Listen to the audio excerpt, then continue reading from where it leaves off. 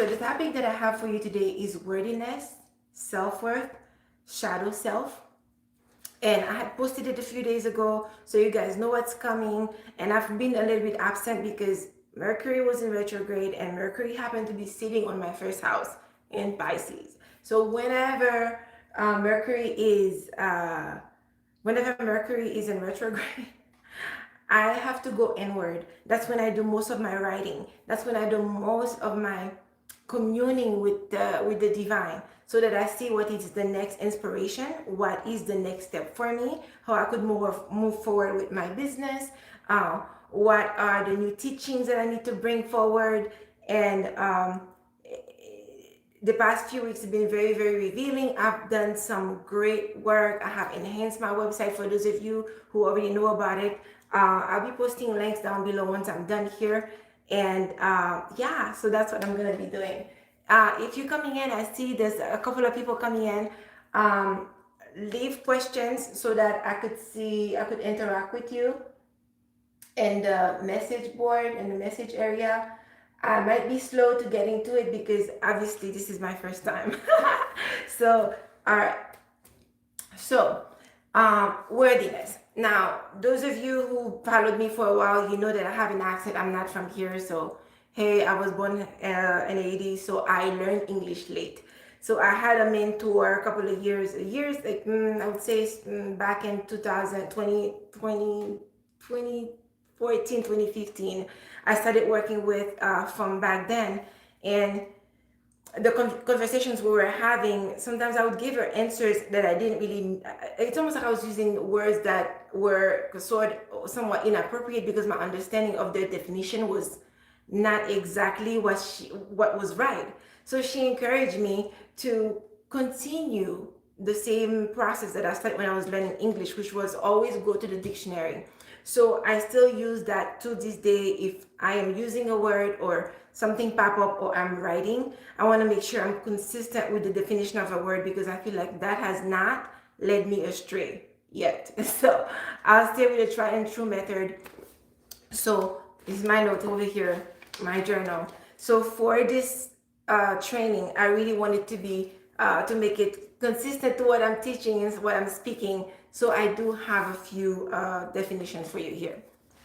So worthiness. So according to dictionary, worthiness is the quality of being good enough. The quality of being good enough. So when you're trying to figure out, how worthy you are for something, for someone, for your dreams. So what are you trying to say is, well, am I good enough for it? Am I sufficient for it? And the quality of being good enough. But what is quality? According to the dictionary, is the standard of something as measured against other things of similar kind. So you're measuring yourself. A quality is a measurement of something, a characteristic. There is two more definitions for that word. The next definition for quality is the degree of excellence in something. The degree of excellence in something. And the third one is a distinct attribute or characteristic possessed by someone or something. So when you're looking for worthiness, pretty much you're asking yourself, am I good enough? How am I measuring up to someone else? Because the quality that you're sizing yourself against is someone else's quality or another person's expectation, right? Because typically, if you're looking for worthiness, you basically, at first, until we really kind of get redirected, we get guided to it, we're usually going outside of ourselves. We're usually looking at someone we deem better than ourselves, more qualified, more excellent, some that has a certain level of expertise that we haven't tuned into or we don't think we have. And so we bounce ourselves, our vision, our view of ourselves towards these people we put way up there. And then sometimes we simply don't measure up because in our mind, we don't feel we have value. Okay. So Also, when you're looking for worthiness, the sort of a question you're asking yourself is, what do I bring? Right? Your value. What do I bring to the table here? What do I bring? What expertise do I have that would make me qualify for whatever it is that I want, for whatever it is that I desire? Okay? Do I have what it takes? All right. So self worth, I'm saying all this to explain to you, self worth really truly is an inside job. All right, because honestly, everybody have their own measurement of how they see themselves. They're seeing themselves through their own wounds. They're seeing themselves from their own pain. They're seeing themselves from their own limiting beliefs, right? So the goalposts keep changing all the time for every single person that you meet. So the only person that could assess your value is you. The only person that could qualify yourself as an expert in whatever it is that you're going for, what you're seeking, what you desire, the relationship you want, the money that you think you need to have, the whatever it is that you're going for, you're the only person who would qualify yourself. Because the only thing you're measuring yourself from the next level of your next level of excellence according to your capability. Because otherwise you will always feel like you don't measure up to what exists, because, well, someone else would always have different value for you. All right, so let me put that here. Let me see if there's any questions coming in. Let me refresh this. I see all of you watching, but I can't really keep my eyes on both screens to see what's going on, to see if you have any questions for me. So the perception of you that you have, that's what takes me to pretty much shadow work. That's what takes me to inner work, right? So as children growing up, we don't know that we are separate from our mother. We don't know that we are separate from our parents, And then as we grow older, then that's when we form a separate identity from our parents, from the people we love, from the people around us. But at the same time, on that process, we also go around collecting, what we see. And if throughout your childhood they have told you, they have reprimanded you, your parents have tried to rear you towards something they feel like it's better for you, all these aspects of you, all the stuff about you that they have told you to neglect, to suppress, to restrain, all those become your shadow. All those become the aspect of you that you're always constantly trying to hide from people. So you develop almost this fake persona, that mask that you show the world, because deep down there's aspect of you that has not yet been integrated. There's aspect of you that you have not given permission to be okay with. You've not accepted. So I'm trying to stay on track here and still look at myself. This is harder than I thought. All right. So we see ourselves through other people. We are really mirrors. We reflect on people who we are on the inside. We are also triggered by the shadow aspect of us that other people reflect back to us. I don't know if I'm making sense. So technically, what I'm trying to say is, okay, let's say, since I have a bunch of ladies watching me right now. So if you are putting your makeup and you're looking at the mirror, when you look at the mirror, you see a smudge on the mirror. It's not the mirror's problem. The mirror, you can't break the mirror. You have to fix the smudge on your face. So we mirror those things back to people. Our shadow aspect, those are the things that we really hate about other people, because they're so well hidden in our psyche. They're so well hidden in our subconscious. We almost forget that they're there, and we display the qualities, the opposite qualities of them. Good girl, bad girl, evil, saint, greed and generosity. So whatever we grew up to believe based on how we're reared from our life's experience, that is most acceptable, because we want to fit in the world, we want to fit in, we want to be liked, we want to be part of community. We display those aspects of us that we feel like that's what's going to give us a chance. The shadow aspect of you really and truly is trying to save you, it's trying to protect you from death, from dying, because that's the deeper fear of all human beings. Thank you. Thank you. Anyway, I feel so awkward doing this, you guys. This is new for me, but I'm gonna get the hang of it eventually. So, I wanted to talk a little bit about me, myself, and I. So, in terms of identity, the me aspect of us is the part of us that is the aspect of us that we collected from childhood. That me aspect of us has our wound. That me aspect of us have our pain, has the lessons, the wisdom that we have collected in the past throughout our life. And if you're looking at astrology, the me aspect of you is a collection of your south node, right? Where the stories that you picked up, this whatever it is that you witnessed from someone else, because sometimes we don't learn, especially from direct experience.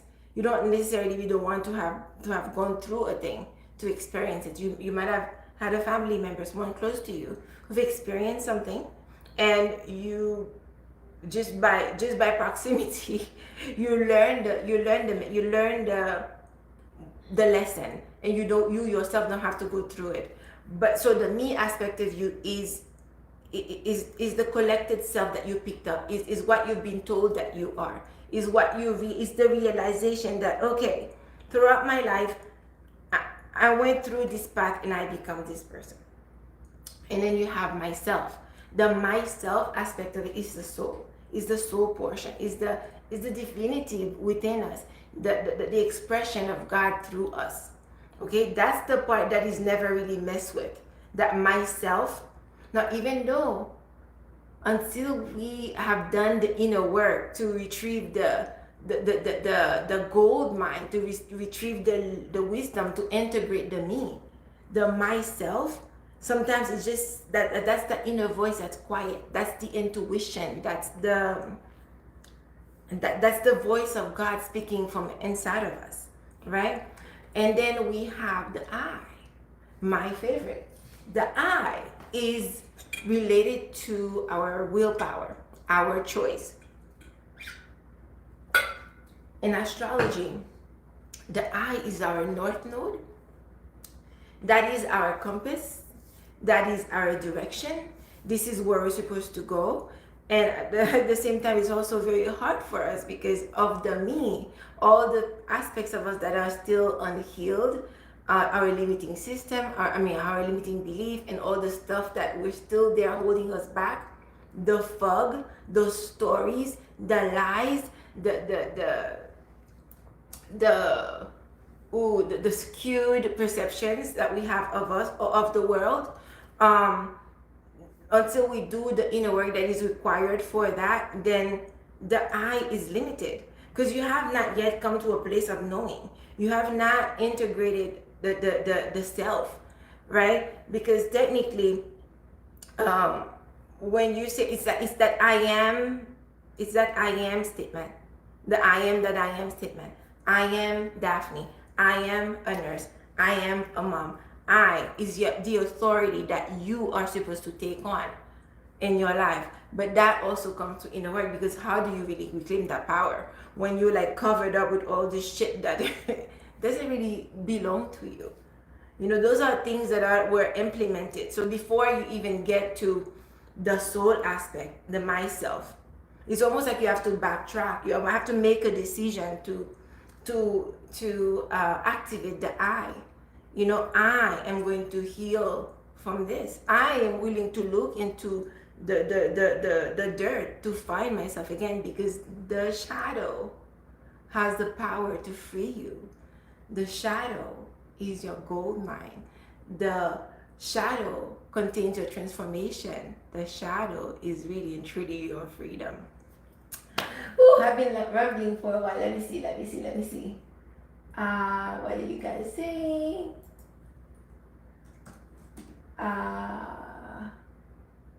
Okay, so you guys are still with me and you're coming in. So okay, so I went a little bit over the worthiness piece, the self worth piece. This is a self analysis. This is a self assessment.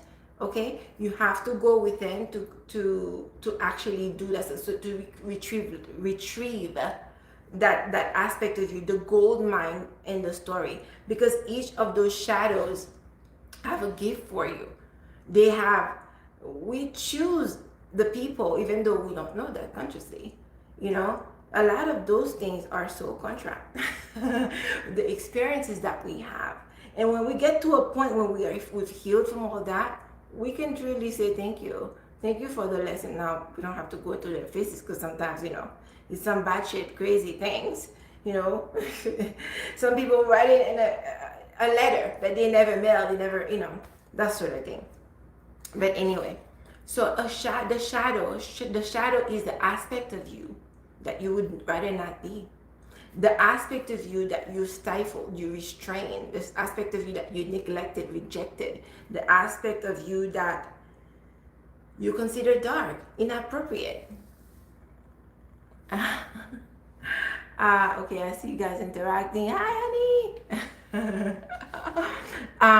Okay, so if I'm being honest, for me, the shadow aspect of me, if I'm giving a little bit of myself, what I'm sharing with you, that I find that was the most difficult for me growing up was, I don't know if I don't think I've ever, but anyway, a few shadows that I have actually fight with, wrestle with, taken to the ringer, and had to process. And some of them I'm still working on a day-to-day basis, because I haven't arrived. Innerwork, there's no diploma and degree and PhD that tells you, okay, I've arrived, I'm done, I got this down packed, it's over. There's no such thing. I would say for me, there's a couple of things. Growing up, a few shadows, and that's me being vulnerable here, has been my sexuality.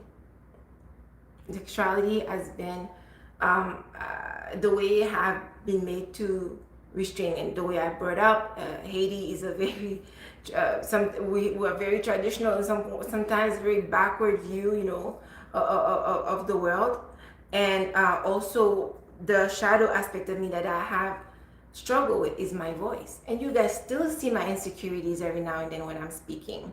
The way I almost like I have a reaction every time I say something and my words don't come out right. Another shadow for me that I had to wrestle with for a long time was my anger. Backtracking. When I was growing up, I was an angry child.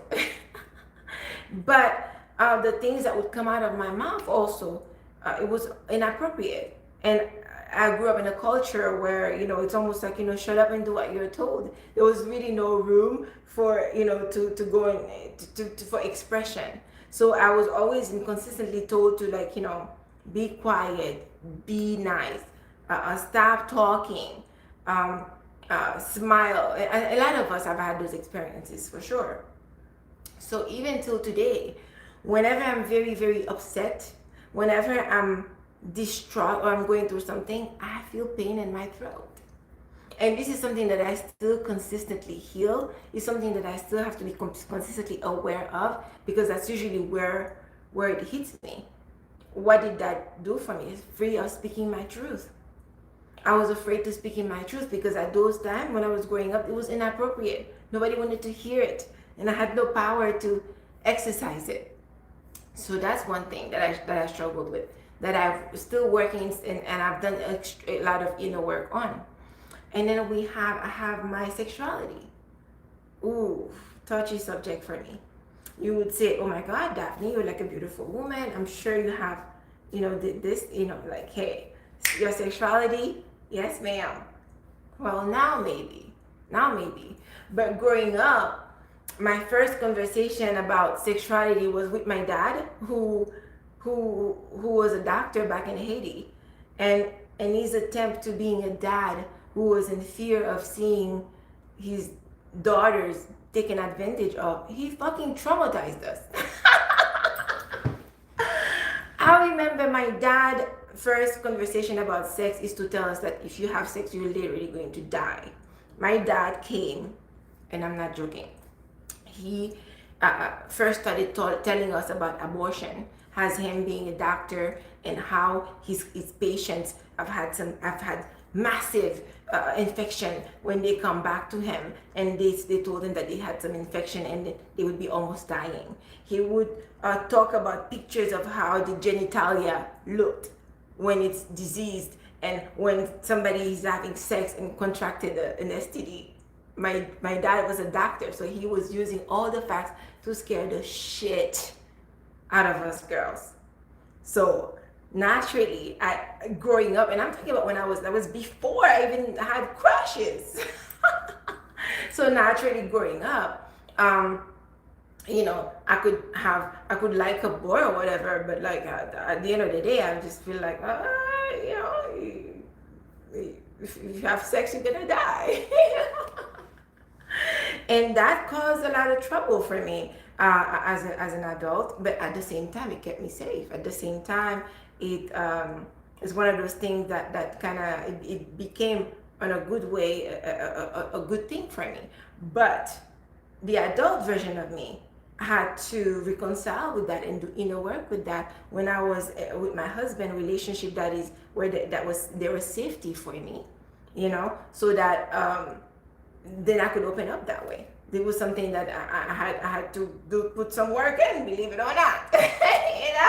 And currently, thank God, I'm with a man who actually does inner work, and he has the patience and have a certain understanding that I'm able to even tell him about those things and being vulnerable in that sense.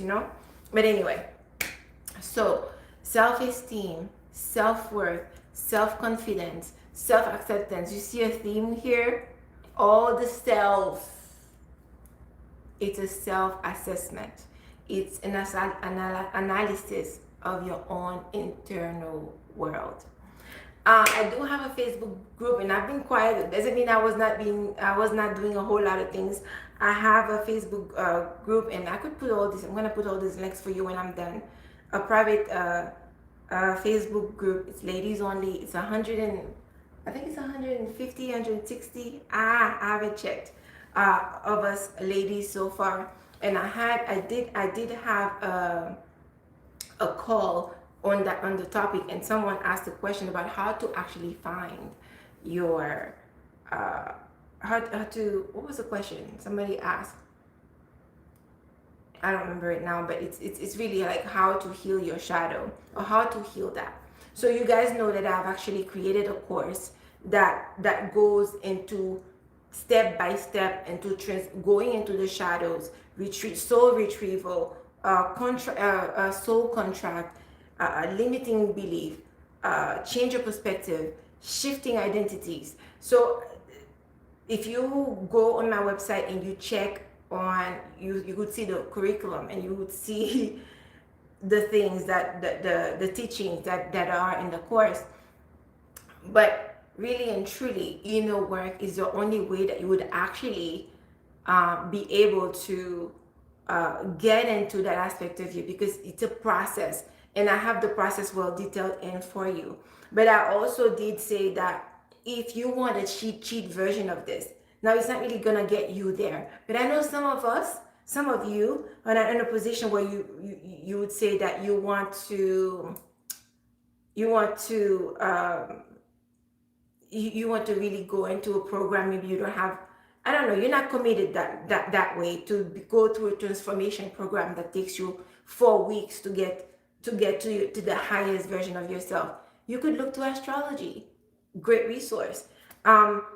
The inner world for you in astrology, you could you would be looking at your moon sign. And for those of you who've been watching me for a while, you have my moon sign series, and I put that all in a playlist. I've organized the back end, and all the playlists are there, so it makes everything easier for you to find.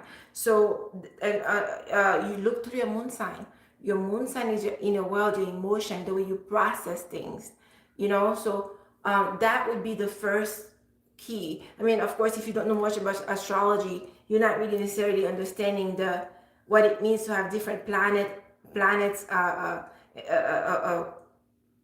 dancing with your moon sign, or opposition, and what's affecting it and what houses it's in, or whatever. But I do now on my website, I do also have uh, if you check my website, I do have those services, astrology services, where you could get your natal chart, and for the ladies, you could get the feminine blueprint. All of that is posted for you in my website. You could go ahead and do that. But you need to unmask the shadow to get the gold and the gift of wisdom that it brings to you. You need to make it conscious, because anything that is hidden has power to create damage. Anything that is hidden and your subconscious is going to rear its ugly head when you least expect it. And you have to unearth, reveal that shadow to yourself, because if what you don't own owns you, what you cannot be with won't let you be. So you have to do that inner work process. And I have the resources for you on my website if you need those things. The next thing that you would need to do after you've unmasked it, make it conscious, name the fear, name the problem, name the shadow, name the limiting belief, would be to accept it, to integrate it. That's the only way that you're going to collect the gift of wisdom that it has for you, what it was here to teach you. Let me see if I follow my notes. I've just been so lost in what I'm doing. I haven't even followed my notes. I'm like all over the place. So anyway, another way that I would suggest that I go about it as well, that is very important, one of the key things. So I'm just giving you bullet points, okay? If you want the actual training, you have to go get the course, or read the curriculum, or start there, or you could just look to astrology and get a reading from me to get you started. Find the synonym of what's going on and see what's the opposite, the antonyms. Antonyms, is that the right word? Antonyms is the opposite of the coin, the opposite of a word. Like, for example, greed. Greed, the antonym of greed would be generosity. So you would see whatever shadow you come up with, the opposite side. Sometimes this is what you project to the world. You see what I mean? And another way too, your triggers will help you know what your shadows are. What is a trigger anyway? If I'm just here with my husband, with my sister, with my friends, and we're like moving around in a small space in a room, right? And then suddenly somebody bumped into me, and then I'm like, ow, my shoulder. Oh my God, you hurt me. Sometimes the person could say, well, I just bumped you. So it's pretty much just this trigger is the person who usually trigger you, they don't know the pain was there.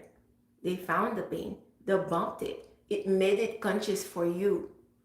It came to light. So whenever you have a trigger, honestly, once you are well into your inner work, you would learn to love your triggers. Because whenever something triggers you, that's something that is ready to come up for healing. That is something that is ready to come up to the surface so you could receive the gift it has to offer you. You're not really deep into inner work and you don't really know, and you're not in a place where you could get a course, you could go to the training, or you could get a reading from me. You could also ask somebody. And that is why it's very important for you to have loving people around you, not just any random person. Because you could ask somebody and they might tell you what they think your shadow is, but they're actually also seeing you through their own pain, to their own wounds, to their own skewed perception. So look to your family, friends, people you love and trust and know, that will tell you, hey, what are those things about me that you think I'm unaware of? What are the things about me that I do that could be a shadow. Well, they may not understand the language of shadow, but there's a way you could ask, say, hey, is there anything obnoxious about me that I seem to be unconscious about? But it has to be somebody who cares for you, who loves you, somebody you trust. Otherwise, what if this person that you ask is somebody who on the surface is your friend, but it's harbors, negativity towards you, jealousy towards you? Who knows what they're gonna be telling you? So you see how this could go wrong.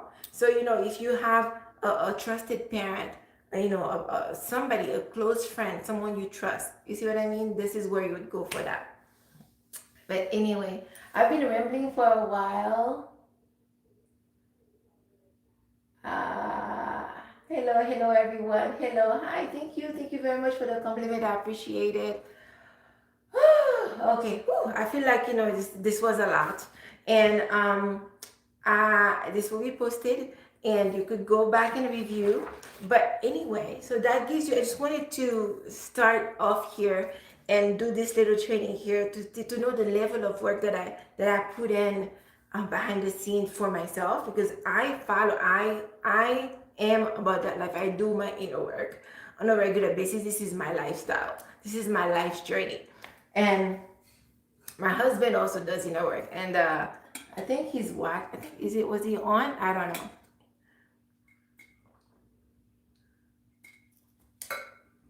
It's so important because as you go through your life journey, the people you attract in your life, they are a reflection how far